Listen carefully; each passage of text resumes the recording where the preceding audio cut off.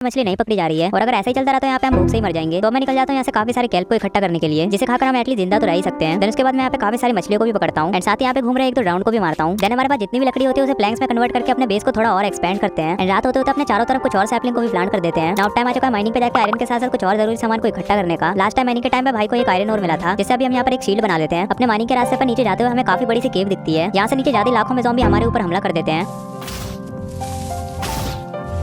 और इन सबका तो ठीक है, लेकिन भाई मेरे को स्केलेटन समझ के एक फटका लगा देता है और मैं यहाँ पे मरते मरते बचता हूँ। मॉब वगैरह का तो पता नहीं, लेकिन ये भाई मेरे को जरूर मार देगा। केव के अंदर आगे बढ़ते हुए हम कुछ और मॉब की उठाई करते हैं और आगे हमें इस वर्ल्ड का पहला डायमंड भी दिख चुका था। तो सबसे पहले तो हम यहाँ से कुछ आयरन और को माइन करते हैं एंड साथ ही साथ उन्हें स्मेल्ट करने के लिए भी लगा देते हैं। स्मेल्ट होने के बाद हम सबसे पहले तो उससे एक आयरन की पिकेट्स बनाते हैं एंड यहाँ पर आसपास जितने भी डायमंड थे उसे माइन कर लेते हैं। देन केव को और एक्सप्लोर करे बिना हम अपने बेस के ऊपर आ जाते हैं, क्योंकि फिलहाल हमें खाने की काफी ज्यादा कमी हो रही थी। तो हमारे पास जितना भी इंपॉर्टेंट सामान था उसे चेस्ट के अंदर रख देते हैं और यहाँ पे जितनी भी ट्री ग्रो रखे थे उन सभी को कट करने लग जाते हैं। देन सभी लकड़ियों को प्लैंक्स पे कन्वर्ट करने के बाद हम अपने बेस के चारों तरफ एक सर्कुलर बाउंड्री बनाते हैं।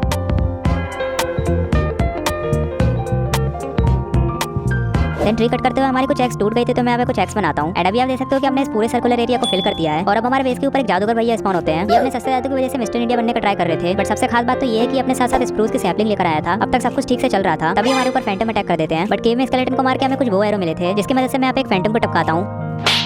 देन अपने सभी केल्प को फर्नेस में पकाने के लिए रख देता हूँ। इसी तरह से हमारे रिसोर्सेज को इकट्ठा करने का काम ठीक ठाक चल रहा था, बट अभी भी हमारे लिए सबसे बड़ी दिक्कत थी फूड के ना होने की। और अभी हमारे पास जो केल्प थी वो फूड के लिए बिल्कुल भी इनफ नहीं थी। तो मैं और भाई निकल जाते हैं समुद्र में और केल्प को इकट्ठा करने के लिए। केल्प वगैरह इकट्ठा करके हम काफी सारे फर्नेस बनाते हैं और उन सभी फर्नेस में अपनी केल्प को पकाने के लिए रख देते हैं। देन हम अपने लिए टेम्परेरी फूड फार्म बनाते हैं। देन फटाफट से इसके ऊपर वो करते हैं और बैरल के अंदर हमें जितनी भी सीड मिली थी उसको यहाँ पे प्लांट कर देते हैं। अब इतनी सारी केल्प होने के बाद भी हमें ये इसलिए करना पड़ा क्योंकि फूड के लिए केल्प जो है ना, तो गाइस अब हमारा टारगेट होने वाला है अपने लिए काफी बड़े मॉब फार्म को बनाने का, जिसके लिए हमें रेडस्टोन और क्वार्ट्ज ब्लॉक की जरूरत पड़ेगी। और आपको तो पता ही होगा कि क्वार्ट्ज ब्लॉक हमें नेदर में ही मिलते हैं। तो एक डायमंड की पिकैक्स बना के सबसे पहले ऑब्सीडियन तो मैं यहीं से माइन कर लेता हूँ। देन ऑब्सीडियन के साथ साथ और रिसोर्सेज के लिए हम आ जाते हैं केव के अंदर और यहाँ पर आते ही हमारा धमाकेदार स्वागत होता है। देन जैसे जैसे मॉब से बचते हुए आगे बढ़कर हमें इस जगह का सबसे बड़ा लावा पूल दिखता है। तो यहाँ पर आके भाई और मैं कुछ ऑब्सीडियन को माइन करते हैं। देन हम कुछ और की तलाश में आगे निकल जाते हैं। आगे चलकर मेरे को 2-3 डायमंड भी मिलते हैं, बट यहाँ पे सबसे अच्छी चीज ये होती है कि भाई को यहाँ पर एक ज़ॉम्बी को मारते हुए एक कैरेट मिल जाती है और आगे जाके ये कैरेट हमारे फूड सोर्स के लिए काफी ज्यादा हेल्प करने वाली है। देन मैं आसपास के कुछ आयरन और कोई माइन करता हूँ, बट इन्हें माइन करते हुए मेरे ऊपर स्केलेटन अटैक कर देते हैं एंड आर्मर वगैरह ना होने की वजह से मैं यहाँ पे डेढ़ हट पे बचता हूँ। तो अब केव को एक्सप्लोर करना था दूर, यहाँ पे सर्वाइव करना भी काफी ज्यादा मुश्किल हो चुका था। तो मेरे को यहाँ पे मजबूरन एक डायमंड की स्वॉर्ड बनानी पड़ी। देन कुछ और ज़ॉम्बी को मारने के बाद मैं काफी सारे आयरन को माइन करता हूँ। देन तभी आगे बढ़ते हुए पता नहीं मेरे दिमाग में क्या चुल मचती है, बट मैं ये कर देता हूँ। देन फटाफट से यहाँ पर आके अपना बचा हुआ सामान कलेक्ट करता हूँ। और अच्छी बात ये थी कि भाई ने इतनी देर में सामान डिस्पॉन होने से तो बचा लिया था। ज्यादातर सामान तो मेरा यहाँ पे लावा में जलने से बच गया था, बस मेरे थोड़े बहुत आयरन का नुकसान हो गया। देन केव में आगे बढ़ते हुए हमें एक माइनशाफ्ट मिलती है, जिसके अंदर आती है हमें काफी सारे आयरन दिख रहे थे। माइनशाफ्ट के अंदर हमें आयरन के साथ साथ काफी सारे कोल और सबसे इंपॉर्टेंट अपने वूल को बनाने के लिए स्ट्रिंग मिल रही थी। तो फटाफट से हम इन्हें कलेक्ट कर लेते हैं। यहाँ पर मेरे को एक चेस्ट भी मिलती है, जिसके अंदर से कुछ ब्रेड, गोल्ड और साथ ही एक नेम टैग भी होता है। आगे चलकर एक और चेस्ट मिलती है, जिसके अंदर कुछ ब्रेड और ब्लूबेरी होती है। और इस तरह से एक्सप्लोर करते हुए मैं यहाँ पे एक ज़ॉम्बी से मरने वाला था। तो भाई ने यहाँ पे सही टाइम पे मेरे को पीछे से आके बचा लिया। बट ये चीज ज़ॉम्बी के भाई बंधु को तो अच्छी नहीं लगती है, तो इन सबसे बचने के लिए मैं अपने आप को यहाँ पे कवर कर लेता हूँ एंड भाई यहाँ पे इन सबसे लड़ने में लगा पड़ा था। तुम जैसे अगर मार के जेल जाना पड़ा 14 साल मंजूर है। देन थोड़ी बहुत और माइनिंग करके आ जाते हैं हम अपने बेस के ऊपर एंड हम जितना भी सामान माइन करके लाए तो उसे फटाफट से चेस्ट के अंदर रख देते हैं। और फिलहाल हम काफी सारी क्वांटिटी में आयरन और को लेकर आए हैं, क्योंकि हमें अपने मॉब फार्म को बनाने के लिए काफी सारे हॉपर को बनाना पड़ेगा। तो लगे हाथ हम इन सभी आयरन को स्मेल्ट करने के लिए रख देते हैं। देन केव में जितनी भी बोन इकट्ठा हुई थी उससे बोन मिल बना के अपने क्रॉप को ग्रो करते हैं। देन स्ट्रिंग से वूल बना के मैं हमारे बेड वगैरह को भी बना लेता हूँ। और हमारे बेड को बनाने के लिए शायद थोड़ा ज्यादा टाइम लग गया, बट मैं यहाँ पर एक चीज नोटिस करता हूँ, हमारा ट्रेडर यहाँ पे डिस्पॉन हो चुका है। अब अगर जाना ही था तो यहाँ पे अपनी स्प्रूस की सैपलिंग रखकर जाता। देन भाई और मैं मिलकर यहाँ पर एक डबल साइड वाला कॉबलस्टोन जनरेटर बनाते हैं। इसको हम थोड़ा मॉडिफाई करके बनाते हैं, जिसमें हम हॉपर और चेस्ट का इस्तेमाल करते हैं, बट फिर भी हमें यहाँ पे खुद ही कॉबलस्टोन को माइन करना पड़ेगा। देन भाई और मैं मिलकर यहाँ पे मॉब फार्म के लिए काफी सारे कॉबलस्टोन को इकट्ठा करते हैं। देन अपने पूरे बेस पे उगरे सभी ट्री को कट कर लेते हैं एंड गाइस पूरी जर्नी में हमने काफी सारे पेड़ों को काटा है एंड पेड़ कटिंग का काम मैं आपको बार-बार नहीं दिखाऊंगा वरना आप बोर हो जाओगे। देन भाई और मैंने यहाँ पे जितना भी मटेरियल इकट्ठा किया था उसे डबल चेस्ट के अंदर रख देते हैं। मॉब फार्म को बनाने के लिए हमारा 95% मटेरियल तो इकट्ठा हो चुका है। तो अब टाइम आ चुका है अपनी थोड़ी बहुत सेफ्टी पे ध्यान देने का, जिसके लिए मैं फटाफट से भाई और मेरे लिए एक आयरन के आर्मर को बनाता हूँ।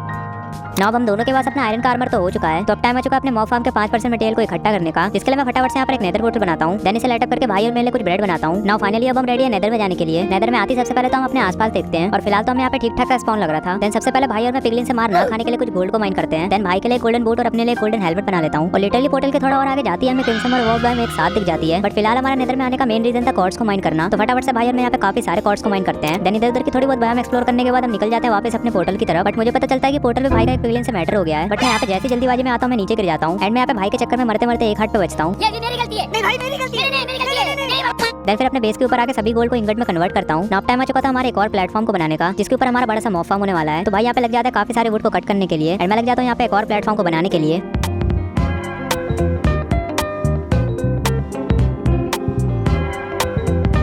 ना शाम होते होते हमारा प्लेटफॉर्म भी उनके तैयार हो चुका है। अब क्योंकि गाइस हमारा मॉब ग्राइंडर का डिजाइन नॉर्मल जैसे नहीं होने वाला है और इसे बनाने के लिए हमें टोटल 25 से ज्यादा हॉपर लगेंगे। तो भाई और मैं आ जाते हैं यहाँ पर केव को एक्सप्लोर करने के लिए। एंड हर बार की तरह हमारे पुराने दोस्तों के साथ धमाकेदार स्वागत होता है। तो फटाफट से हम यहाँ पे काफी सारे मॉब को मारते हैं। सभी मॉब को मारते और केव में फाइट करते हुए हम आगे बढ़ते जा रहे थे। एंड तभी मुझे पता चलता है कि भाई यहाँ पर एक स्केलेटन से मर गए। चलो मैं तो कम से कम गिर के मरा था, लेकिन भाई तो यहाँ पे मॉब से पिट रहे हैं। तो डिस्पॉन ना हो जाए इसलिए उनका मैं सारा सामान इन्वेंटरी में ले लेता हूँ। एंड उनके यहाँ पर आते सबसे पहले उनको सारा सामान दे देता हूँ। देन आगे बढ़ते हुए भाई को पानी के नीचे कुछ डायमंड भी दिखे थे। तो फटाफट से मैं आकर देखता हूँ तो यहाँ पे काफी ज्यादा डायमंड थे। तो मैं डोर वाली ट्रिक का इस्तेमाल करके फटाफट से इन डायमंड को माइन कर लेता हूँ। देन इसी तरह से हम केव में आगे बढ़ते हुए काफी सारे आयरन और गोल्ड को माइन करते हैं।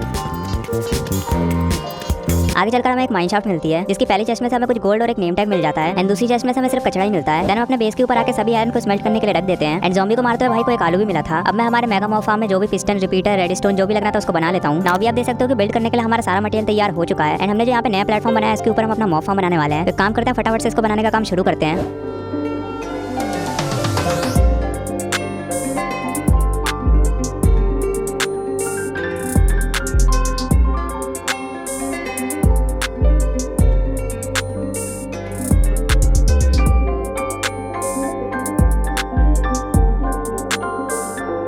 नाउ फाइनली हमारा मॉब फार्म के तैयार हो चुका है और लिटरली इसका मॉब स्पॉन रेट बाकी मॉब फार्म से काफी ज्यादा अच्छा है। एंड नीचे हमने यहाँ पे काफी सारी चेस्ट भी लगा दी है ताकि यहाँ से मिले कचरे को हम यहाँ पे चेस्ट के अंदर रख सके। इस फार्म के 100 ब्लॉक ऊपर हमने यहाँ पर एक AFK पॉइंट बनाया है, जिसके ऊपर भाई और मैं बारी बारी AFK करते हैं। नाउ भाई और मैं लग जाते हैं यहाँ पर मॉब की कुटाई करने के लिए, इस होप में कि हमें यहाँ पर एक ज़ॉम्बी विलेजर मिल जाए। एंड कुछ देर बाद हमें यहाँ पर एक ज़ॉम्बी विलेजर मिल भी जाता है। तो बाकी मॉब्स को मारकर हम इसे बाहर निकालते हैं और इस नल्ले विलेजर को यहाँ पर बोट में बिठा देते हैं। एंड अभी यहाँ पे सबसे अच्छी बात ये है कि इसने हाथ में शवल ले रखी है, जिससे ये तो कंफर्म है कि ये डिस्पॉन नहीं होगा। लगता है इसे पता नहीं है कि ये किन लोगों के बीच में आ गया है। आगे जाकर हम इससे इतनी मजदूरी करवाने वाले हैं कि ये कहेगा मेरे को माफ कर दो, मैंने कभी जी। देन हम अपने टेम्परेरी फूड फार्म पे क्रॉप को हार्वेस्ट करते हैं एंड सीड को रिप्लांट कर देते हैं। एंड साथ ही हम यहाँ पे काफी सारे पेड़ों को भी हार्वेस्ट करते हैं। इन सब चीजों के बाद हमें अपना एक परमानेंट फूड फार्म भी बनाना था, तो उसके लिए मैं यहाँ पे बाउंड्री बनाने का काम स्टार्ट कर देता हूँ। ना अपनी पूरी बाउंड्री तो बनके तैयार हो चुकी है, बस इसके अंदर डर्ट फिल करना बाकी है। और इतनी देर में मेरे नूब भाई आई मीन प्रो भाई ने यहाँ पे ब्रिज बनाने का काम भी स्टार्ट कर दिया था, जो कि फिलहाल तो दिखने में अच्छा लग रहा है। देन मैं आ जाता हूँ केव के अंदर कोई डर्ट माइन करने के लिए। ना अभी हमारे पास इनफ डर्ट इकट्ठा हो चुकी है, तो एक काम करते हैं अपने फूड फार्म के काम को कंप्लीट करते हैं।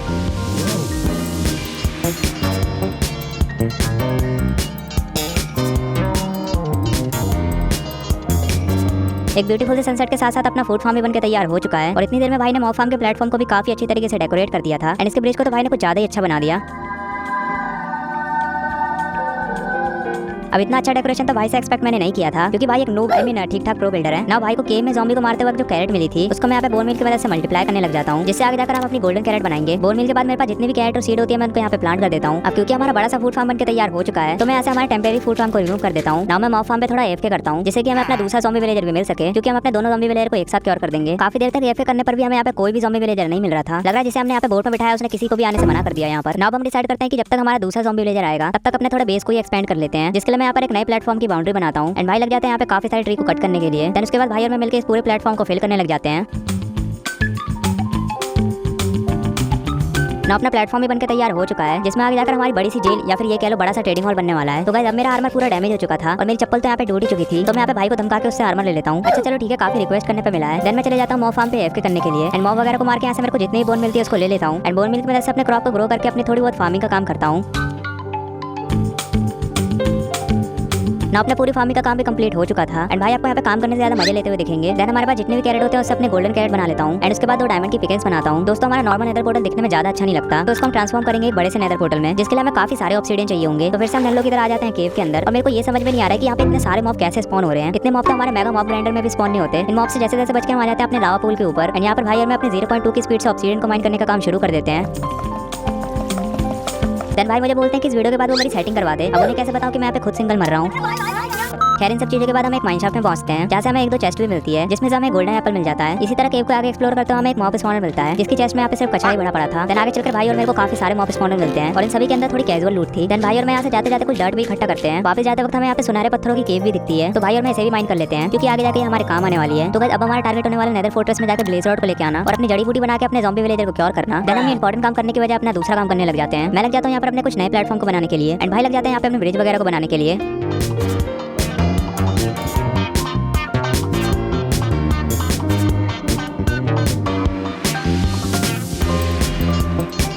हमारे 2 नए प्लेटफॉर्म तो बनके तैयार हो चुके थे और इतनी देर में भाई ने फूड फार्म और ट्रेडिंग हॉल के ब्रिज पे एक अच्छा सा डेकोरेशन भी कर दिया था, जिसे देख के मजा ही आ गया। देन मैं मॉब फार्म के ऊपर एक और ज़ॉम्बी विलेजर के लिए AFK करता हूँ। एंड गेस व्हाट क्या होता है, मेरे को ज़ॉम्बी विलेजर नहीं मिलता है मेरे को, तो मैं उसका गुस्सा पेड़ों पे निकालता हूँ और काफी ज्यादा पेड़ों को हार्वेस्ट करता हूँ। एंड जब मैं इस बार मॉब फार्म पे एफके कर रहा हूँ तो यहाँ पे गलती से क्रीपर फट जाता है। लग रहा है इस वीडियो के बाद मेरे को बाबा राम रहीम के पास जाना चाहिए। अब वही मेरी स्कूटी किस्मत का कुछ कर सकते हैं ना। जब तक भाई ने यहाँ पे ट्रेडिंग हॉल के ब्रिज को और इसकी बाउंड्री को बनाकर अच्छी तरीके से कंप्लीट कर लिया था और एक तरफ मैं हूँ कि एक ज़ॉम्बी विलेजर नहीं पकड़ा जा रहा मेरे से, तो अगेन मैं मॉब फार्म पे आ जाता हूँ ज़ॉम्बी विलेजर के लिए एफके करने के लिए। और हर बार की तरह इस बार भी मेरे को ज़ॉम्बी विलेजर नहीं मिल जाता है। मेरे को लग रहा है बाबा राम रहीम का नाम लेते ही यहाँ पे चमत्कार हो गया। इस वीडियो के बाद जाने पड़ेगा लगता है मिलने। तो फटाफट से मैं इसको निकाल के बाहर यहाँ पे बोट में उठाता हूँ। अब फटाफट से हमें इन दोनों नौकरों को क्योर करने के लिए अपनी जड़ी बूटी बनानी पड़ेगी। तो नेदर में जाने से पहले हम सबसे पहले अपनी थोड़ी बहुत प्रिपरेशन करते हैं। इसके लिए हम यहाँ पे सभी क्रॉप को हार्वेस्ट करते हैं ताकि वहाँ पे मार खाते वक्त फाइट करते वक्त अपनी हेल्थ को जनरेट कर सके। देन अपने खाने पीने का सभी इंतजाम करने के बाद मैं अपने लिए एक नया आयरन आर्मर बना लेता हूँ। एंड अब हम दोनों रेडी है नेदर में जाने के लिए। यहाँ पर आते ही सबसे पहले हम ब्रिजिंग करने के लिए कुछ ब्लॉक को इकट्ठा करते हैं। देन फिर उन्हीं ब्लॉक का इस्तेमाल करके आग में जलते हैं। मैं तो चलो यहाँ पे पहली बार में गलती से जल गया, लेकिन जब भाई यहाँ पर आते हैं तो वो भी जल जाते हैं। क्या मतलब हम दोनों की नूब हरकतें खत्म ही नहीं हो रही है। देन फोर्ट्रेस की तलाश में नेदर में आगे बढ़ते हुए पता नहीं भाई को क्या सूझी और भाई ने यहाँ पे नीचे गिरते हुए बैट क्लच कर दिया। गाइस हमारी प्रो हरकतों की वजह से वीडियो लेट होती है। देन मैं फटाफट से यहाँ पे लगी आग बुझा के भाई का सामान कलेक्ट करता हूँ। एंड भाई के यहाँ पर आते ही फटाफट से उन्हें सारा सामान देता हूँ। देन आगे बढ़ते हुए फाइनली हमें यहाँ पे फोर्ट्रेस भी मिल जाती है। देन यहाँ पर आकर ब्रिजिंग करते हुए हम फोर्ट्रेस के ऊपर आ जाते हैं। अब बस यहाँ पे फटाफट से 15-20 ब्लेज रॉड चुरानी है। फोर्ट्रेस पे आती भाई यहाँ पे अपनी प्रो स्किल से ट्रैवल करना शुरू कर देते हैं। देन फोर्ट्रेस में इधर उधर भटकते हुए हम कुछ विदर स्केलेटन को मारते हैं। एंड फाइनली हमें यहाँ पे अपना ब्लेज स्पॉनर भी मिल जाता है। यहाँ आती सबसे पहले हम कुछ ब्लेज वगैरह को चटकाते हैं। देन फिर वो ब्लेज हमारी हड्डी चटकाते हैं और इनसे यहाँ पे जैसे जैसे बचते बचाते अपने विदर स्केलेटन और ब्लेज से फाइट करते हैं। देन उसके बाद यहाँ पे काफी सारी ब्लेज रॉड को कलेक्ट करते हैं।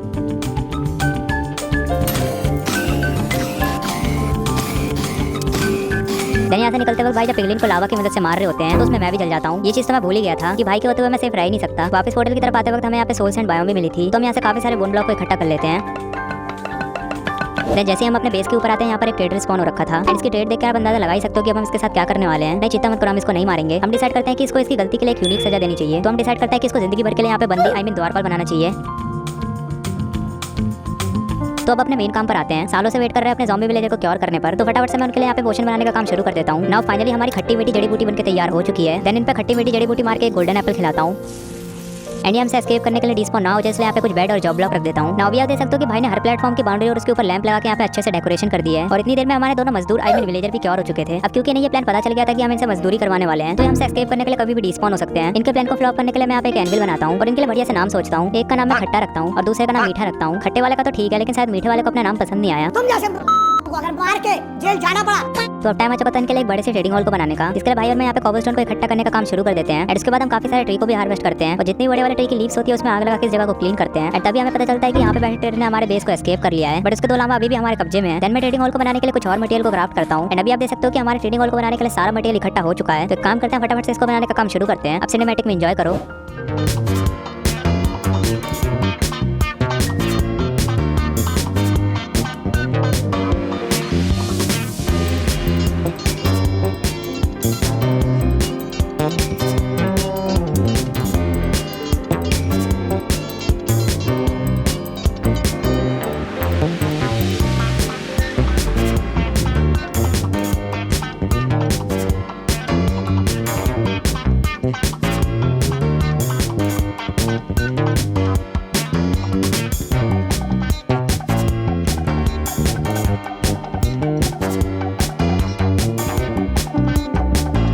ना फाइनली हमारा ट्रेडिंग हॉल बनके तैयार हो चुका है और इसको हमने बाहर और अंदर काफी अच्छे तरीके से डेकोरेट कर दिया है। अब हमारा नेक्स्ट काम होने वाला है हमारे खट्टे मीठे विलेजर को ट्रेडिंग हॉल के अंदर शिफ्ट करना। तो रात होती भाई और मैं इन्हें बेड वाली ट्रिक की मदद से ट्रेडिंग हॉल के अंदर शिफ्ट करने लगते हैं और इन्हें बेड वाली ट्रिक की मदद से यहाँ पे ले जाना काफी आसान था। तो हमारे काम भी फटाफट कंप्लीट हो जाता है। एंड अभी आप देख सकते हो कि लिटरली रात में ब्रिज देखने में कितना ज्यादा औसम लग रहा है। इनको यहाँ पे हमने आराम से शिफ्ट तो कर दिया था, बट पता नहीं भाई यहाँ पे एक विलेजर के साथ क्या कर रहा था।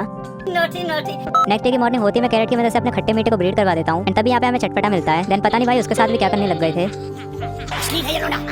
अब हमें यहाँ पे एक बड़ा सा कस्टम डिजाइन नेदर पोर्टल बनाना है, जिसके लिए मैं यहाँ पे मटेरियल क्राफ्ट करने लग जाता हूँ। मैं कुछ बीटरूट को ग्रो करता हूँ जिससे कि मैं रेड डाई बना सकूँ। एंड इसके बाद मैं रेड डाई और ब्लू डाई को मिला के पर्पल डाई बना लेता हूँ, जिससे मैं कुछ पर्पल ग्लास बनाता हूँ। एंड साथ ही भाई और मैं ट्रेडिंग हॉल में अपने विलेजर को ब्रीड करवाते जा रहे थे। अपने नेक्स्ट बिल्ड को बनाने के लिए हमें थोड़ी बहुत क्रिम्सन वाली वुड की भी जरूरत थी। तो भाई और मैं नेदर में आ जाते हैं, बट भाई यहाँ पे दोबारा से एक और पिगलिंग वाला मैटर कर लेते हैं। एंड सबसे बचने के लिए वो अपने आप को ब्लॉक करके कवर कर लेते हैं। तो जब तक मैं यहाँ पे अकेले जाके काफी सारी क्रिम्सन वाली वुड को इकट्ठा कर लेता हूँ।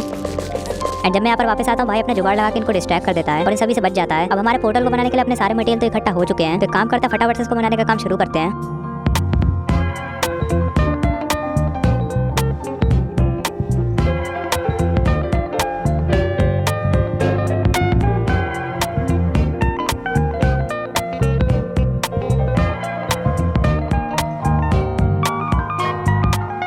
नाव हमारी बड़ी सी तलवार बनके तैयार हो चुकी है और एज अ प्रो बिल्डर हम दोनों ने इसको काफी अच्छे तरीके से डेकोरेट भी कर दिया है। अच्छा चलो ठीक है, यूट्यूब से ट्यूटोरियल देख लिया था। नाउ इतने दिनों में हमारे मजदूरों की भी क्वांटिटी बढ़ चुकी है। तो अब टाइम आ चुका है अपने बेस के ऊपर कुछ एनिमल्स को लेकर आने का। इसके लिए मेरे को यहाँ पर एक डर्ट का एरिया बनाना पड़ेगा जिसके ऊपर मॉब वगैरह स्पॉन हो सके।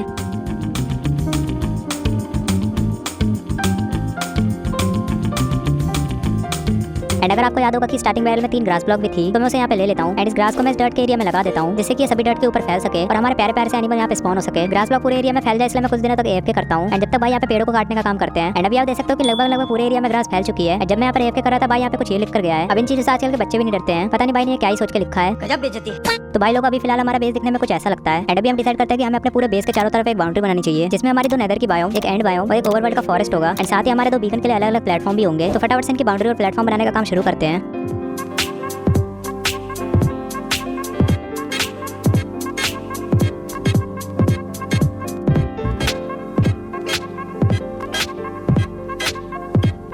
ना फाइनली हमारी साइड की बाउंड्री के साथ साथ हमारे दोनों बीकन के प्लेटफॉर्म भी बनके तैयार हो चुके हैं एंड तभी भाई मुझे एनिमल फार्म के ऊपर बुलाते हैं। यहाँ पर हमारे 2 गाय, एक शीप और एक हॉर्स स्पॉन हो रखा था। अभी एनिमल भी चालाक ट्रेडर की तरह हमारे बेस को एस्केप कर सकते हैं, इसलिए मैं डिसाइड करता हूँ कि इन्हें बाउंड्री में कवर करके एक एनिमल फार्म बनाना चाहिए। तो मैं लग जाता हूँ यहाँ पर अपने एनिमल फार्म को बनाने के लिए एंड तब तक भाई यहाँ पे थोड़ी बहुत डेकोरेशन का काम करता है।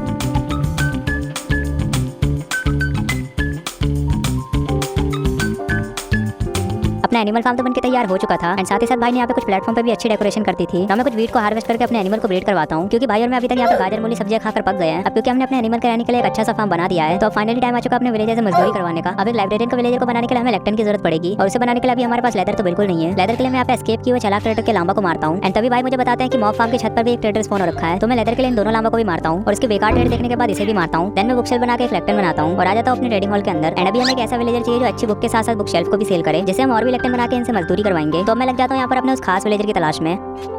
फाइनली हमें एक ऐसा विलेजर मिलता है जो प्रोटेक्शन 4 की बुक दे रहा था, बट सैडली हमें बुक सेल्फ नहीं सेल कर रहा था। तो सबसे पहले तो मैं इस विलेजर की ट्रेड लॉक करता हूँ एंड ये हमारे लिए और कोई नहीं हमारे मीठा भाई लेकर आए थे। तुम लोगों ने दरअसल मुझे जेल शोध समझ लिया था। अब क्योंकि भाई अभी तक प्लेटफॉर्म के डेकोरेशन के काम में लगे पड़े थे, तो मैं आ जाता हूँ नेदर के अंदर लेदर कलेक्ट करने के लिए। यहाँ पर आके सबसे पहले काफी ज्यादा हॉगलिन्स को मारता हूँ एंड मेरे को जितना भी लेदर मिला था मैं उसे 2 लेक्टन बनाता हूँ। देन मैं ट्रेडिंग हॉल की चेस्ट में कुछ सामान रख ही रहा था कि मुझे पता चलता है भाई की गलती की वजह से यहाँ पर एक विलेजर बाहर भाग गया था। तो समय रहता है हम इस चालाक विलेजर को बोट में बिठा देते हैं। अब क्योंकि इतनी देर में भाई ने काफी सारी वुड को भी कलेक्ट कर लिया था, तो भाई और मैं ट्रेडिंग हॉल के अंदर आके लग जाते हैं अपने सभी बुक्स और एमराल्ड को ट्रेड करने के लिए। यहाँ पे सभी लाइब्रेरियन हमें सिर्फ बेकार की बुक सेल कर रहे थे, जिसकी वजह से हमें इस काम को करने में काफी ज्यादा टाइम लग गया। देन जब मैं अपने बीच वाले प्लेटफॉर्म के ऊपर चेस्ट में से कुछ सामान लेने आया था, तभी मुझे पता चलता है कि हमारे नूब भाई ने यहाँ पर एक और विलेजर को बाहर निकाल दिया है एंड पता नहीं भाई की नूब हरकतें कब खत्म होगी। लग रहा है भाई इन विलेजर के हाथों 150 रुपए में बिक गए हैं और धीरे धीरे विलेजर को यहाँ से भगाने के चक्कर में है। अब क्योंकि फिलहाल हमें ट्रेडिंग करते हुए कुछ काम की बुक तो मिल चुकी थी, जिनमें से एक फॉर्चून 3 की बुक भी थी। तो मैं एक नई डायमंड की पिकैक्स बना के भाई और मेरी पिकैक्स के ऊपर फॉर्चून 3 की बुक को लगा देता हूँ। हमें अपने बेस के ऊपर काफी दिन हो गए, बट हम फिर भी अपने आयरन आर्मर में ही घूम रहे हैं। तो अब हमें जल्दी से जल्दी अपने डायमंड आर्मर को भी बनाना पड़ेगा। हम माइनिंग पे जाने वाले होते हैं कि भाई को यहाँ पर एक ट्रेडर दिखता है, जिसको मैं यहाँ पे मार देने के लिए कहता हूँ, बट इसको ना मारने का रीजन ये था कि अपने हाथों स्क्रूज की सैपलिंग लेकर आया था। तो मैं ट्रेडिंग हॉल से एमराल्ड लेकर कुछ सैपलिंग को बाय कर लेता हूँ। अब क्योंकि हमारे बेस के ऊपर अपना ठीक ठाक काम हो चुका था एंड अभी तक हमने यहाँ पे काफी सारे बिल्ड भी बना लिए थे, तो हम डिसाइड करते हैं कि हमें जल्दी जल्दी अपने डायमंड माइनिंग पे जाना चाहिए। माइनिंग पे जाने से पहले मैं कुछ अपने एनिमल्स को ब्रीड करवाता हूँ एंड भाई और मैं निकल जाते हैं यहाँ पे डायमंड माइनिंग की तरफ। केव को एक्सप्लोर करते हुए हमें कुछ डायमंड भी दिखते हैं एंड फॉर्चून 3 की मदद से मेरे को पहले डायमंड को माइन करते ही टोटल 4 डायमंड मिल जाते हैं। हम अपने प्लान ए के अकॉर्डिंग स्टेप माइनिंग करने वाले थे, बट क्योंकि यहाँ पे प्लान ए सभी का फेल होता है, इसलिए हम अपने प्लान ए को पहले ही कैंसिल कर देते हैं एंड अपने प्लान बी के अकॉर्डिंग केव में मॉब से मार खाते हुए अपने डायमंड को ढूंढते हैं। और सीरियसली मैं मोजांग वाले से पूछना चाहता हूँ कि इतने सारे मॉब कहाँ से आ रहे हैं भाई, बट अगेन मेरे को यहाँ पे कुछ करने की जरूरत नहीं है। भाई यहाँ पर अपना लड़ाई झगड़े का काम कर रहा है एंड यहाँ पे मैं सेफली बैठे हुए देख रहा हूँ। अब ऐसा लगता है कि जैसे इस दुनिया से चला जाए, इस दुनिया को छोड़ के। देन हमें यहाँ पे कुछ डायमंड भी मिलते हैं एंड केव को और ज्यादा एक्सप्लोर करते हुए हमें यहाँ पर और डायमंड दिखते हैं। तो भाई और मैं अपनी अपनी डायरेक्शन में डायमंड को माइन करते जा रहे थे एंड साथ ही साथ हम आगे कुछ गोल्ड को भी माइन करते हैं एंड केव के अंदर हमारे पुराने दोस्तों की दुश्मनी खत्म ही नहीं हो रही थी। तो कुछ मॉब वगैरह को पीटने के बाद हम आगे कुछ आयरन को भी माइन करते हैं एंड आयरन के साथ साथ हमें केव के अंदर जितने भी डायमंड मिलते हैं उन सभी को माइन करते हैं। अभी तक भाई और मेरे पास ठीक ठाक डायमंड इकट्ठा हो चुके थे, तो हम यहाँ पर बिना एक भी सेकंड की देरी किए हुए इस खतरनाक केव से बाहर निकलते हैं। नाउ फाइनली हमारी डायमंड माइनिंग का काम भी कंप्लीट हो चुका है एंड अभी आप देख सकते हो कि हम डायमंड के साथ साथ कितने सारे और को माइन करके लाए हैं। तो अब मैं भाई और अपने लिए फुल्ली डायमंड के आर्मर को बना लेता हूँ। तो भाई लोगों अब आप देख सकते हो कि अपना फुल्ली डायमंड का आर्मर बनके तैयार हो चुका है एंड बस अब इसके ऊपर अपने फुल्ली एन्चेंटमेंट को लगाना बाकी है। देन मैं यहाँ पे अपना आयरन आर्मर को लावा में फेंक के उसकी औकात दिखा रहा होता हूँ एंड तभी मेरे से यहाँ पर एक गलती हो जाती है। मैं यहाँ पर अपनी शवल को ही फेंक देता हूँ। कोई बात नहीं गाइस, बहुत सारे डायमंड माइन करके लाए हैं, दोबारा बना लेंगे। अब क्योंकि हमें अपने कुछ बची हुई बुक को भी ट्रेड करना था और एमराल्ड कमाने के लिए हम यहाँ पे काफी सारे बोन मिल बना लेते हैं। देन फिर हम अपने ट्री को ग्रो करके यहाँ पे कट करने लग जाते हैं। सभी ट्री को कट करके मैं चेस्ट के अंदर सामान को अरेंज कर ही रहा था कि तभी मुझे पता चलता है भाई ने यहाँ पर एक और कांड कर दिया है। गलती से क्रीपर की वजह से उन्होंने यहाँ पर रखी सभी चेस्ट और फर्नेस को उड़ा दिया एंड भाई का ये कांड देखने के बाद मुझे उनकी शक्ल देखने का मन नहीं कर रहा था। देन फिर यहाँ पे हमने डिस्पॉन होने से पहले सभी सामान को चेस्ट के अंदर शिफ्ट किया।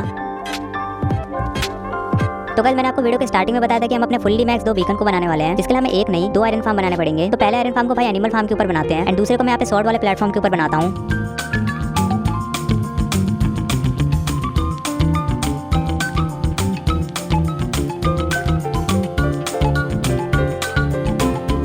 नेक्स्ट नेक्स्ट डे की मॉर्निंग होते मेरे साथ साथ भाई का भी आयरन फार्म बनकर तैयार हो चुका था। इसके अंदर बैठे ज़ॉम्बी को डिस्पॉन ना होने के लिए हमें कोई अच्छा सा नाम नहीं सोचता, तो हम अपनी फेवरेट मिठाई का नाम रख देते हैं। मेरे वाले ज़ॉम्बी के लिए बेसन का लड्डू और भाई वाले के लिए बूंदी का लड्डू। एंड बनने के साथ ही हम दोनों का आयरन फार्म काफी अच्छी तरीके से वर्क कर रहा था। देन अगेन आ जाते हैं हम अपने ट्रेडिंग हॉल के अंदर अपनी बची हुई कुछ इंचेंटेड बुक को ट्रेड करने के लिए। सबसे पहले तो हम यहाँ पे काफी सारे वुड को स्टिक में कन्वर्ट करते हैं। देन लग जाते हैं अपने काफी सारे एमराल्ड और बुक को ट्रेड करने के लिए।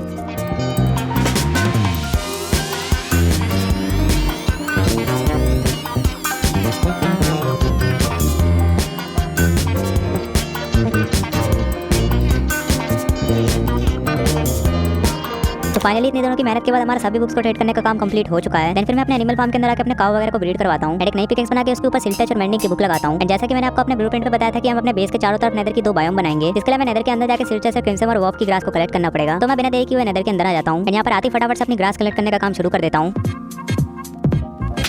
तो अभी आप देख सकते हो कि हमारे पास एक सिंगल चेस्ट भर के वॉफ वाली ग्रास तो हो चुकी है। अब बस हमें एक चेस्ट भर के क्रिम्सन की ग्रास चाहिए होगी। तो मैं अगेन यहाँ पे नेदर के अंदर आ जाता हूँ। और इतनी देर में भाई ट्रेडिंग हॉल के अंदर स्टिक से एमराल्ड की ट्रेड करने का काम कर रहा था। तो मैं इस बायोम के अंदर आके भी फटाफट से ग्रास कलेक्ट करने का काम शुरू कर देता हूँ। नाउ फाइनली अब आप देख सकते हो कि हमारे पास इनफ अमाउंट में क्रिम्सन वाली ग्रास भी हो चुकी है। एंड मैं आप लोगों को बता दूं कि मैंने अपने पिकेक्स के ऊपर अनब्रेकिंग 3 लगा रखी है। तो आप ये मत समझना कि आप इसकी हेल्थ क्यों नहीं जा रही। ब्लूप्रिंट के अकॉर्डिंग हमारे एक साइड पे ओवरवेट की फॉरेस्ट भी होने वाली है। तो मैं यहाँ पर आके फटाफट से ग्रास ब्लॉक और साथ ही साथ काफी सारे डर्ट भी कलेक्ट करता हूँ। अपने सभी मटेरियल को इकट्ठा करने के बाद भाई और मैं लग जाते हैं यहाँ पे अपने सारी बायोम को बनाने के लिए।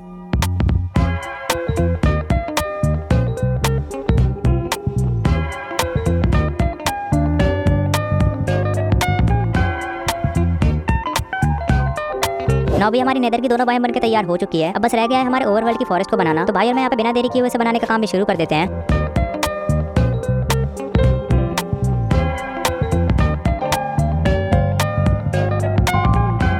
ना अपनी सभी बायोम बनकर तैयार हो चुकी है। बस अपनी एक एंड बायोम बनाना बाकी है जो कि हम बाद में बनाएंगे। देन भाई और मैं ट्रेडिंग हॉल के अंदर आके सभी बुक्स को ले लेते हैं और फटाफट से अपने पूरे आर्मर टूल्स के ऊपर एन्चेंटमेंट कर लेते हैं। तो दोस्तों अभी आप देख सकते हो कि मेरे पास सिर्फ 2 एक्सपी बची है और अभी भी मेरे पास ठीक ठाक बुक बची हुई है अपने आर्मर के ऊपर लगाने के लिए। तो फिलहाल मैं भाई को मॉब फार्म के ऊपर एफके करने के लिए भेजता हूँ, जिससे यहाँ पे काफी सारे मॉब स्पॉन होने लग गए थे। तो मैं फटाफट से इनको मार के अपनी एक्सपी को गेन करता हूँ। देन फटाफट से अपनी बची हुई बुक्स के एन्चेंटमेंट के काम को कंप्लीट करता हूँ। तो फाइनली अभी तक हमने ठीक ठाक प्रोग्रेस तो कर ली थी। एंड सभी बिल्ड को बनाने के साथ साथ अभी हमारा आर्मर भी काफी ज्यादा स्ट्रॉन्ग हो चुका था। तो अब हम डिसाइड करते हैं कि हमें अपने फोर्ट्रेस में जाकर विदर हेड को कलेक्ट करना चाहिए। तो फोर्ट्रेस में जाने से पहले मैं अपने सभी टूल्स को हील कर लेता हूँ। एंड तभी भाई मुझे एक एन्चेंटेड बो के साथ काफी सारे गोल्डन कैरेट भी देते हैं। ना वो पूरी तरीके से रेडी है उन काली खोपड़ियों को इकट्ठा करने के लिए। ना भाई और मैं बिना देरी किए फोर्ट्रेस के ऊपर आ जाते हैं। एंड मैं आप लोगों को बता दूं कि हमने अपनी स्वॉर्ड के ऊपर लूटिंग 3 की बुक लगा रखी है, जिससे शायद हमें वो काली खोपड़ी थोड़ी जल्दी मिल जाए। तो काम करते हैं फटाफट से इन्हें मारने का काम शुरू करते हैं। आप ये मोन्टाज एंजॉय करो।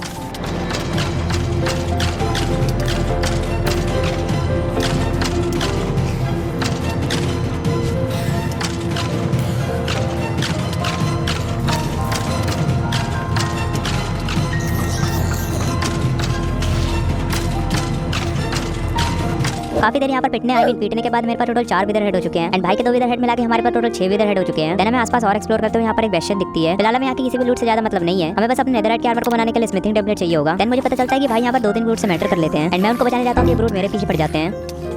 एंड इस टाइम पे लावा में गिरने के बाद मैं अपनी पूरी उम्मीद खो चुका था। बट जैसे तैसे मैं यहाँ पे गोल्डन कैरेट खा के अपने आप को बचा लेता हूँ। अगली बार से भाई के किसी भी मैटर में नहीं पड़ना है मेरे को। आसपास के गोल्ड वगैरह को माइन करने के बाद हम कुछ पिगलिन ब्रूट को मारते हैं। एंड आ जाते हैं इनके सबसे मेन खजाने के ऊपर। यहाँ पे इन टोटल 2 चेस्ट होती है और पहली चेस्ट के अंदर ही मेरे को यहाँ पे स्मिथिंग टेबलेट मिल जाता है। एंड साथ ही साथ यहाँ पे काफी अच्छी लूट थी। एंड दूसरी चेस्ट के अंदर मेरे को एक और स्मिथिंग टेबलेट मिल जाता है। बट सबसे खास बात तो ये है कि यहाँ पे लिटरली एक नेदरराइट इंगट था। तो फटाफट से चेस्ट वगैरह को लूटने के बाद भाई और मैं यहाँ से गोल्ड को माइन कर लेते हैं। इस पूरी बेशन को कंगाल करने के बाद हम यहाँ से निकल ही रहे होते हैं कि यहाँ पे ज़ॉम्बी फाइट पिगलिन मेरे पीछे पड़ जाते हैं। बट उन सभी से बचते बचाते हम यहाँ पर अपने पोर्टल की तरफ निकल जाते हैं। 2 विदर को स्पॉन करने के लिए हमारे पास टोटल 6 विदर हेड हो चुके हैं। एंड साथ ही हमने इस चेस्ट के अंदर अपना सारा नेदर का सामान रख दिया है। अब जैसे कि हम आपको बता चुके हैं, हम अपना फुल्ली मैक्स नेदरराइट आर्मर बनाएंगे। तो नेदर में जाकर TNT फोड़ने के लिए मैं यहाँ पे काफी देर तक एफके करता हूँ और इनफ अमाउंट में अपना गन पाउडर इकट्ठा करता हूँ। एंड तब तक भाई चले जाते हैं ओशन में जाकर सैंड को इकट्ठा करने के लिए। तो भाई भी सैंड कलेक्ट करके बेस के ऊपर आ चुके थे। एंड अभी आप देख सकते हो कि हमारे पास कितना सारा सैंड और गन पाउडर हो चुका है। और इन सभी से जितने भी TNT बन सकते हैं उनको यहाँ पे बना लेते हैं। अब क्योंकि हमारे पास जितने भी TNT है वो मेरे कैलकुलेशन के हिसाब से इनफ नहीं होंगे। बट इस चीज के लिए भी मेरे प्रो दिमाग में एक बढ़िया सा आइडिया है। हम यहाँ पे सभी विलेजर के बेड चोरी कर लेते हैं, क्योंकि अब हमारे इनसे काम हो चुका है। तो अब ये सारे विलेजर हमारे किसी काम के नहीं है।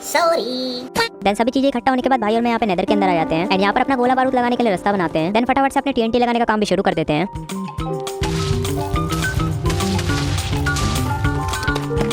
तो अपने पहले एक्सप्लोजन में हमें टोटल 4 एंशिएंट डेब्रिस मिल जाती है। देन भाई और मैं अलग अलग डायरेक्शन में एक्सप्लोजन करना शुरू कर देते हैं।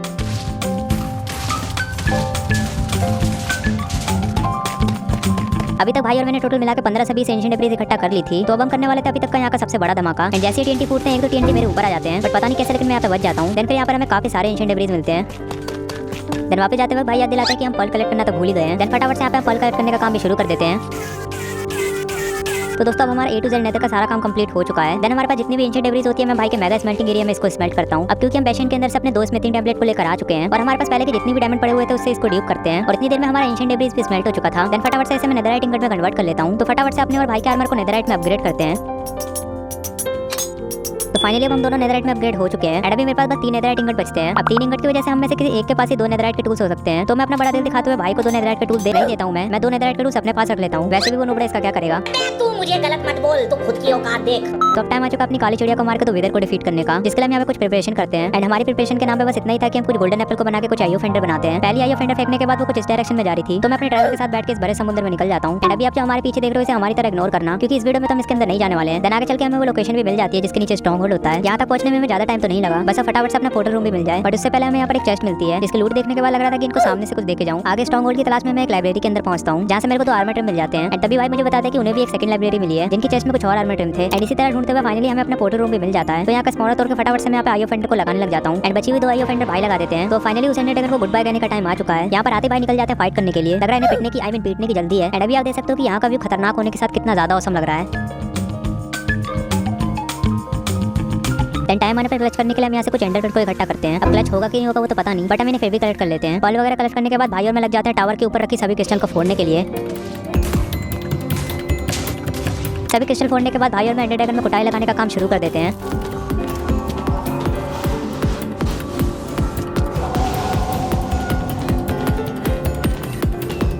तो इसी फाइनल हिट की मदद से यहाँ पर एंडर ड्रैगन का एंड भी हो चुका था। Ender Dragon sad life. हर कोई आता है और बजा के चले जाता है। देन फिर मैं यहाँ से मेरी एक्सपी को भी कलेक्ट कर लेता हूँ। तो अब टाइम आ चुका है यहाँ की सबसे इंपॉर्टेंट चीज को ऑब्टेन करने का। अब कुछ नहीं, मैं यूजुअल ड्रैगन एग की बात कर रहा था। नाउ फाइनली मेरे को ड्रैगन एग की अचीवमेंट भी मिल चुकी है। तो मैं भाई को भी यहाँ पे ड्रैगन एग देता हूँ जिससे उन्हें भी एडवांसर मिल सके। तो अब टाइम आ चुका अपने 2 विदर को डिफीट करने का। इसको मारना ज्यादा मुश्किल नहीं होने वाला है क्योंकि इसे हम ट्रैप करके मारने वाले हैं। तो अपने एंड पोर्टल के नीचे हम यहाँ पे ट्रैप को बना देते हैं। तीनों विदर हेड प्लेस करने के बाद हम अपने पहले विदर को स्पॉन कर देते हैं। एंड इस बेचारे को हमने यहाँ पे ट्रैप कर लिया था।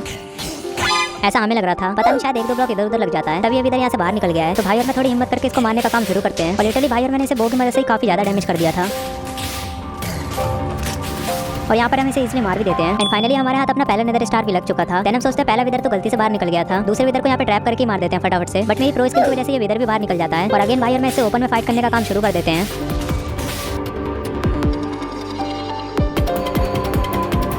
देन फाइनली हम अपने दूसरे विदर को भी इजीली मार देते हैं। बट भाई यहाँ पर अपनी तलवार चलाना रोक ही नहीं रहा था और मैं यहाँ पे 2 हार्ट पे मरते मरते बचता हूँ। तो अब हमारी फाइट वगैरह का सारा काम तो कंप्लीट हो चुका है। अब हमें वो चिड़िया के पंख चाहिए जिसे लगा के भाई और मैं यहाँ पे आसमान में उड़ सके। तो उसकी तलाश में हम निकल जाते हैं यहाँ पर अपने एनसीटी वाले पोर्टल में। एंड यहाँ पर आती है हमारी किस्मत इतनी अच्छी होती है कि हमें अपने सामने ही अपनी एनसीटी दिख जाती है।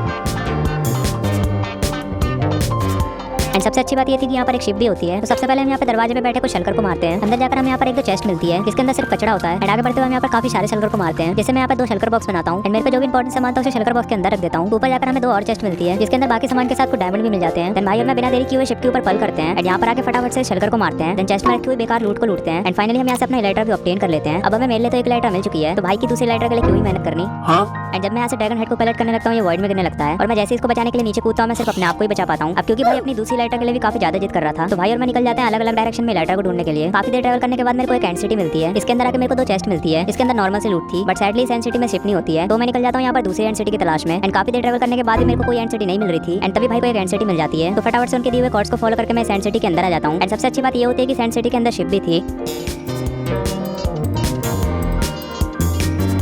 शिप के अंदर आकर सबसे पहले हम उस बैठे हुए शलकर को मारते हैं। एंड फटाफट से यहाँ पे रखी 2 चेस्ट को लूटते हैं। एंड फाइनली हम अपनी दूसरी लाइटर तक पहुंच चुके थे। तो फटाफट से भाई यहाँ से अपनी दूसरी लाइटर भी ऑब्टेन कर लेते हैं। और एंड में आने से पहले हमने यहाँ पर एक छोटी सी गलती कर दी, हम अपने साथ रॉकेट बना के नहीं लाए। नाउ टाइम आ चुका था अपने शिप के ऊपर रखे ड्रैगन हेड को कलेक्ट करने का। बट इस बार ये काम भाई करते हैं क्योंकि लास्ट टाइम मेरी प्रो स्किल की वजह से वॉइड में गिर गया था। एंड ऑल्सो भाई की प्रो स्किल की वजह से वो इसे तोड़ते ही नीचे गिर जाते हैं। बट होपफुली इस बार नीचे वॉइड नहीं था, तो हम दोनों यहाँ पे बॉल करके बच जाते हैं। अब क्योंकि हमारे बेस के ऊपर एक एंड वाली बायोम भी बनाना बाकी रह गया था जिसके लिए हमें काफी सारे एंड स्टोन की जरूरत पड़ेगी। तो भाई और मैं यहाँ पे फटाफट से एंड स्टोन को कलेक्ट करने का काम शुरू कर देते हैं।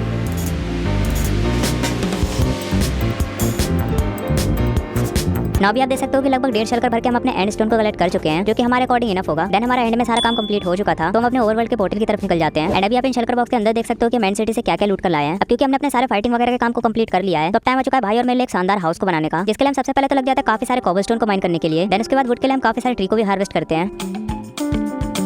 देन भाई के मेगा स्मेल्टिंग एरिया में सभी स्टोन को स्मेल्ट करते हैं। एंड अभी आप देख सकते हो कि हमने अपने घर को बनाने के लिए सारा मटेरियल इकट्ठा कर लिया है। तो एक काम करते हैं फटाफट से हमारे एक बड़े से हाउस को बनाने का काम शुरू करते हैं। आप आराम से बैठ के सिनेमैटिक में एंजॉय करो।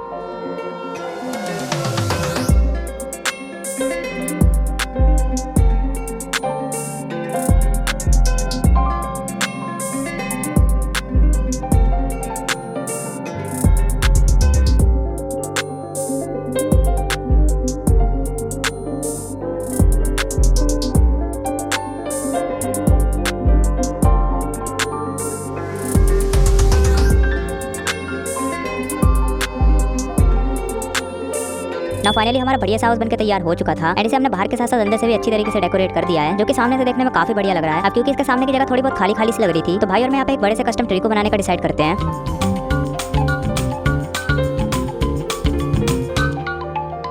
इस जगह को दिखने के लिए और अच्छा बनाने के लिए हम यहाँ पर एक कस्टम पॉन्ड को बना देते हैं। सभी चीजें बनाने के बाद ये जगह दिखने में काफी औसम लग रही थी। हमें स्ट्रॉन्ग होल्ड के अंदर से टोटल 4 आर्मर मिले थे, जिसे हम अपने आर्मर के ऊपर लगा लेते हैं एंड इसका स्क्रीन वाला पार्ट थोड़ा रिकॉर्ड नहीं हुआ क्योंकि मेरे घटिया प्यारे पीसी के अंदर थोड़ी स्टोरेज खत्म हो गई थी। अब क्योंकि हमारी सारी चीजें अच्छी तरह से कंप्लीट हो चुकी है, बस हमारा एक लास्ट काम बचा हुआ है, हमारे 2 फुल्ली मैक्स बीकन को बनाना। तो फटाफट से मैं अपने 2 बीकन को क्राफ्ट कर लेता हूँ। देन हर बार की तरह हम अपने मेन काम को छोड़ के दूसरा काम करने लगते हैं। अब हम आ जाते हैं अपने लास्ट बची हुई बाइम को बनाने के काम को कंप्लीट करने के लिए। बस ज्यादा कुछ नहीं, हमें मजदूरी करते हुए इस पूरी जगह को एंड स्टोन से फिल करना है।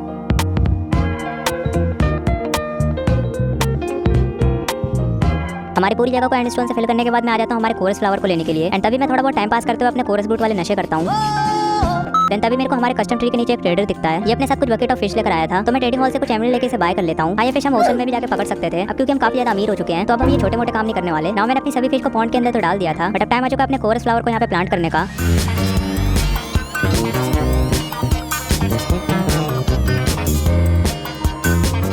जब तक मैंने इन फ्लावर को यहाँ पे प्लांट करके एफके किया था, भाई यहाँ पर बीच में एक अच्छा सा डिजाइन बना देते हैं एंड सेम ऐसा डिजाइन हम अगले कुछ दिनों में अपने बेस के चारों तरफ बना देते हैं। 3 days later. नाउ भी आप देख सकते हो कि हमने इसे अपने बेस के चारों तरफ बना के कंप्लीट कर लिया है, जिसकी वजह से आसपास का एरिया देखने में काफी औसम लग रहा है। तो दोस्तों अब बस हमारे 2 बीकन को बनाने का काम रह गया है, बट अगेन हम अपना एक और दूसरा काम करने लग जाते हैं। भाई यहाँ पे 2 मेंढी की बुक को लेकर आया था, जिसे मैं फटाफट से अपने और भाई की लाइटर में लगा देता हूँ। और इतनी देर में भाई ने यहाँ पे काफी सारे रॉकेट भी बना लिए थे। देन मैं भाई को उनकी लाइटर देता हूँ। देन फिर हम अपने बेस के ऊपर आसपास उड़ के थोड़े मजे लेते हैं। तो भाई लोग अब टाइम आ चुका है अपने पूरे इस चैलेंज के बचे हुए लास्ट काम को करने का, अपने 2 फुल्ली मैक्स बीकन को बनाने का। बट अगेन हम अपना इंपॉर्टेंट काम छोड़ के दूसरा काम इस बार हम फाइनली अपना बीकन ही बनाने वाले हैं। तो उसके लिए मैं यहाँ पे अपने आयरन फार्म के ऊपर आ जाता हूँ और यहाँ से जितना भी आयरन होता है उसे फटाफट से ब्लॉक में कन्वर्ट करता हूँ। एंड अभी आप देख सकते हो कि सिर्फ एक आयरन फार्म से हमें इतने सारे ब्लॉक ऑफ आयरन मिल चुके हैं। तो काम करते हैं फटाफट से अपने दूसरे आयरन फार्म से भी आयरन को ले लेते हैं। देन यहाँ पर आकर फटाफट से मैं सभी आयरन को भी ब्लॉक में कन्वर्ट करने लग जाता हूँ। तो इन टोटल फाइनल हमारे पास इतने सारे आयरन ब्लॉक हो चुके हैं एंड साथ ही हमारे पास 21 ब्लॉक ऑफ एमरल्ड भी हो चुके हैं, जो कि ट्रेडिंग करते टाइम बच गए थे। तो फाइनली टाइम आ चुका अपने दोनों बीकन को बिल्ड करने का। तो फटाफट से अपने दोनों बीकन को बना के कंप्लीट करते हैं।